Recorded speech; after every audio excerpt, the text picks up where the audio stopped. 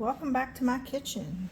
Today I am going to show you how to make an oatmeal, peanut butter, chocolate chip breakfast bar or cookie. You can actually kind of make it whatever you want. This does have a lot of ingredients, but I promise you it's worth it.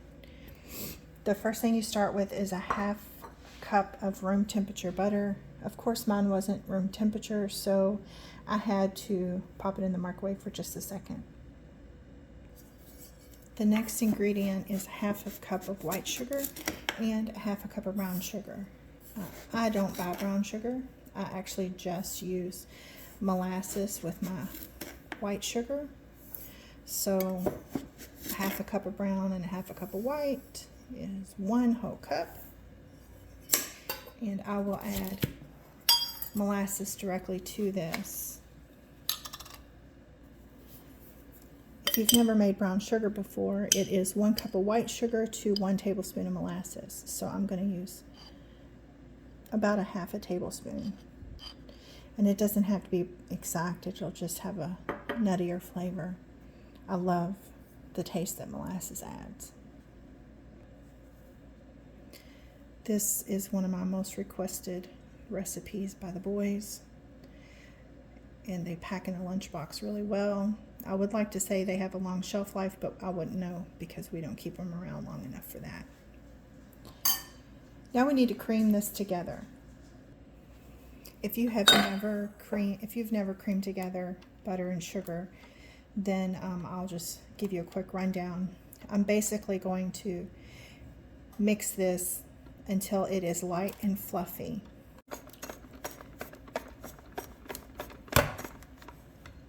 This is a lot easier to do in a stand mixer because you don't have to supervise it. However, this works pretty well as well.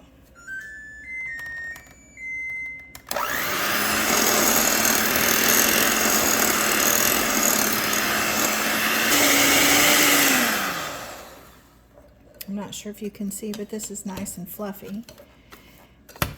And I've got all of the sugar mixed in really well. The next ingredients that we're going to add in is 1 large egg,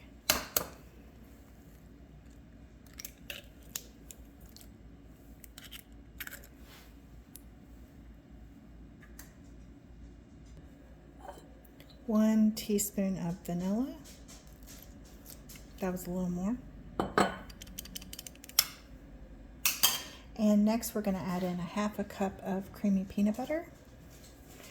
I probably only have a half a cup, so it looks like I'll be cleaning out this jar. Get that in here, and then we're going to mix this all together.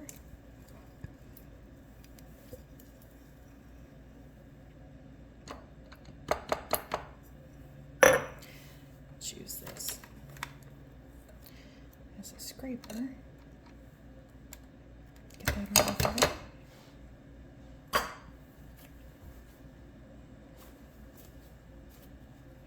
And now we're going to mix all this together. It's nice and fluffy. Alright, I don't know if you can tell, but I've got that all mixed up till it's nice and fluffy. And it's time to add our next ingredients, which will be 2 cups of quick oats. And we're going to use 1 cup of flour. Half a teaspoon of baking soda and a half teaspoon of salt. Something that I usually do when I'm using oatmeal is I put it in a coffee grinder and grind it up into a flour. You don't have to do that. You can use it directly. I only do this because it is a texture issue for my husband. He does not like the chewiness of the oatmeal, so I just put in a coffee grinder and grind it up. But like I said, this is not necessary. But if you have somebody in your family that does not like the oatmeal, this is definitely a great alternative to be able to use it without them having any aversion to the chewy texture. All right, let me get my flour. 1 cup of flour. Next is half a teaspoon of salt and half a teaspoon of baking soda.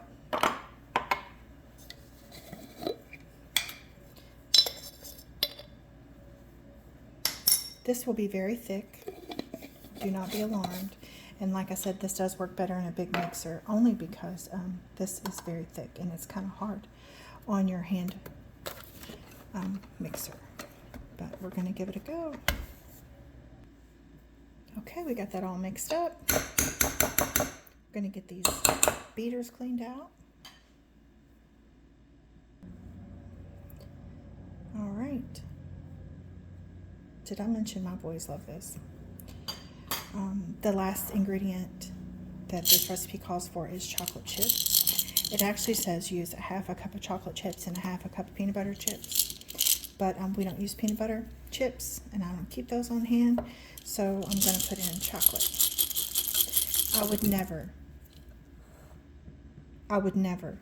ever tell you how many chocolate chips to put in. I would say you put in as many as your heart thinks you need, and that's how many you should have. Remember I said this is thick and stiff, so you have to get in there really good to mix it. And I am going to get my bar pan ready with a little grease, and we're going to get these ready to go in the oven. Okay, I sprayed down my mini loaf pan. This is one of my favorite pans to use because of the versatility of it. I'm going to put 2 cookie scoops in each section. And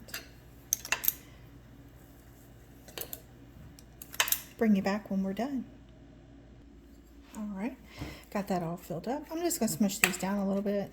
There's no rhyme or reason other than I try to make sure that they distribute evenly as they cook down a little bit.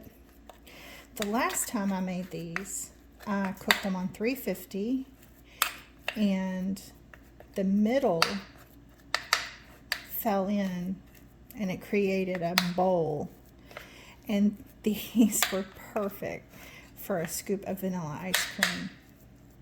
However, this time I'm going to try what I do for my large muffins, which is to crank the temperature up to 425 for the first couple of minutes and then lower it down. So these are going to go in an oven that's been preheated to 425 for 5 minutes, and then I'll reduce the temperature to 350. Okay, 425 at the beginning seemed to do the trick. I did 425 for the first 5 minutes, and then I lowered it to 350 for 10. And you can see these are not nearly as concave as I anticipated that they would be. If you want to make this into a bowl to put a scoop of ice cream in, you need to cook them for 350 the entire time. And it'll be longer than 15 minutes, maybe about 17. You just got to keep an eye on them. You can also make these in an 8x8 or in a rectangle pan, however you want to make them. They're pretty flexible. I'm going to let them cool for about 10 minutes on a cooling rack before I try to scoop these out of here. Like any cookie, they're soft in the middle. The 10-minute timer has gone off, so let's see if these are ready to come out. Well, we got a few of them. Let's look at it. Doesn't that look like a nice breakfast bar? It's got oatmeal, it's got peanut butter, got a little bit of chocolate. This is going to be really good. Now, like I said, I don't know what the shelf life is of these, only because they don't last here.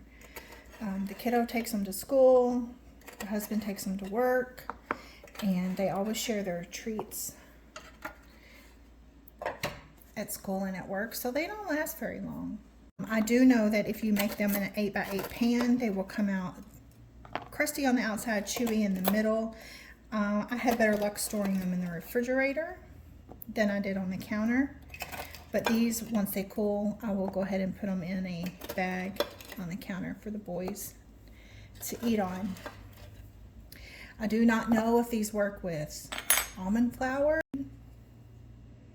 Look at that. That's a nice bar, right? That's pretty good.